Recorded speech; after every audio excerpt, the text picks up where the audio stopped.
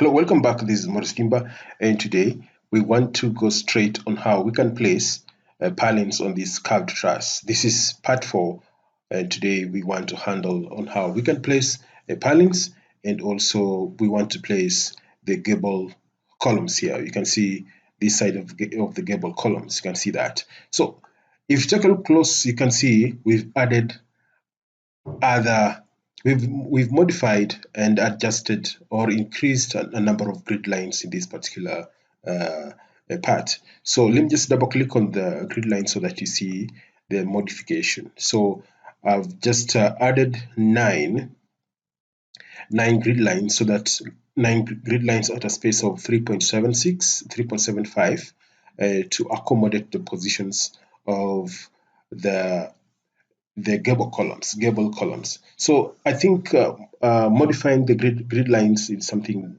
now much simpler to do, because I've explained several times in on this video series, and I think that will not be hard to make. Now let me just go back and double click so that you see how that was modified. You can see that. So let me just go back and close that. And now I have my purlins already defined in place, and it stretches all the way from that spot to that spot, and we have an overlap here. You can see we have an overlap here of, let me just rotate that. Let me rotate this. We have an overlap here of 300, just to provide an ample or enough surface area for flashing along the edges of our sheets on top here. Now let me just select everything here so that I'll be able to just place them manually. And just select all these members defined as purlins. So remember, H is CHS, or circular hollow section, that you're going to apply as a purlin on this curved truss.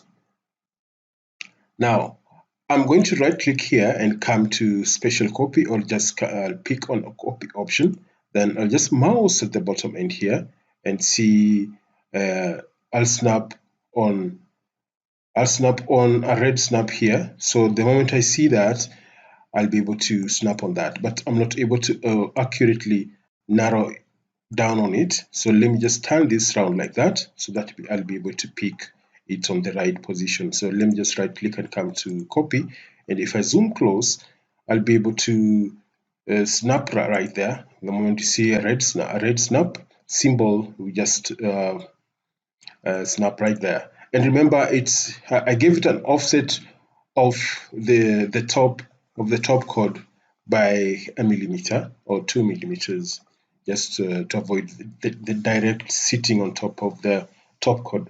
So the rest, it will hang slightly. It will be hung by a clit that we'll place later on the top chord of this particular curved truss. So let's just place these as we go like that, and place another one here.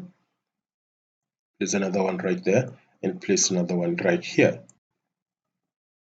Just zoom close and place another one right there, and come here and place another one here, and move closer and place another one right there. Come all the way and place another one there, and move closer and place another one there, and we'll place another one right here, and another one placed right here. Let me place another one there and place another one right here. Let me just zoom close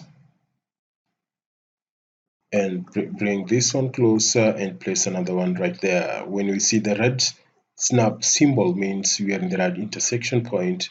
So let me just place another one there and place another one right there. Place another one right here, right there. So if I zoom out, you'll be able to see we have our purlins in place, and you can see that. If I select any, if I just pick my point of interest, right like that, and I'll be able to turn that around like that.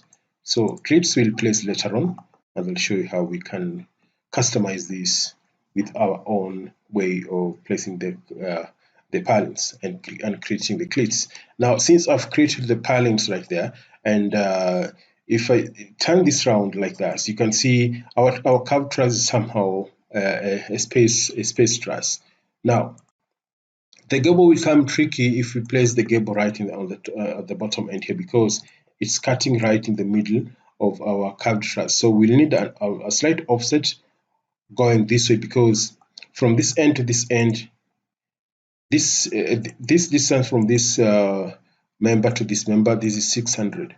So in here, the middle here, this will be 300. So we'll do an offset of 400 from the center here going this way, so that we can find a space of connecting our gable columns to this member of to this top chord of our curved truss. Now let me just create a column here. I'll come to steel, then pick on the column right there, and let me first of all snap on that spot, so that just to provide a guideline. So I'll select on that member, then right click and come to the special move and pick on linear. So on linear, I'll change everything to 0 here first of all, and take a look on which direction do I need to move this particular member. I've just placed it here so that I have a datum or a particular place. I'll be offsetting this particular member to a distance of 400 millimeters. So where it is just a reference point. Now I'll move this from that reference point to this side by 400. Now I'll go to y-axis here and just type 400 and go ahead and click move. So if I come here and close that, I'll be able to see I have a member there that looks like that. The reason why I'm creating an offset, because I don't want to create a column here that will hit the bottom end of this particular chord, which will not look right. So I want this member to extend all the way, and we can just create some customized connection between this pipe and our columns that will be arranged along the side of the gable. Now, let me first of all check the height of this particular column. I'll just double click there, and this here I will be able to see the height of this particular column. So I want just to make it somehow the same height with this. So I'll just copy this height distance and close everything, and come here and double click on this again, on this one, and just paste that distance here and click apply and give it an OK. So it is the same height.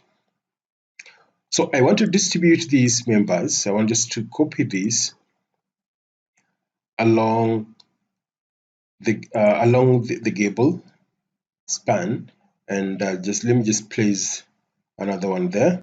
Let me just I'm snapping on the right positions. So let me just control and select on that.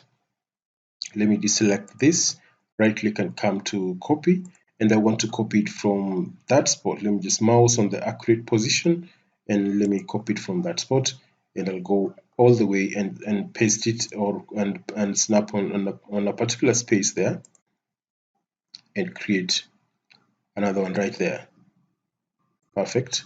But I have to add another one here because I've just jumped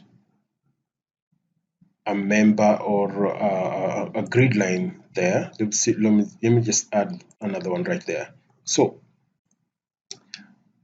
I'll go ahead and continue with that. Select on that and come here and get rid of this. Right click and come to copy, and I want to copy this from this particular point, come all the way and snap right there. So I have that member in that position. So I'll deselect this, deselect that, and select on that, right click and come to copy, and I want to copy that here.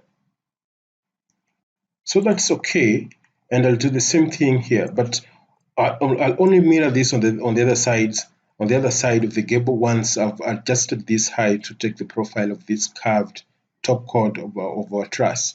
So let me do that on the next presentation, and don't forget to subscribe to this channel. This is Purlins and Gable, and bye bye. Let's meet then.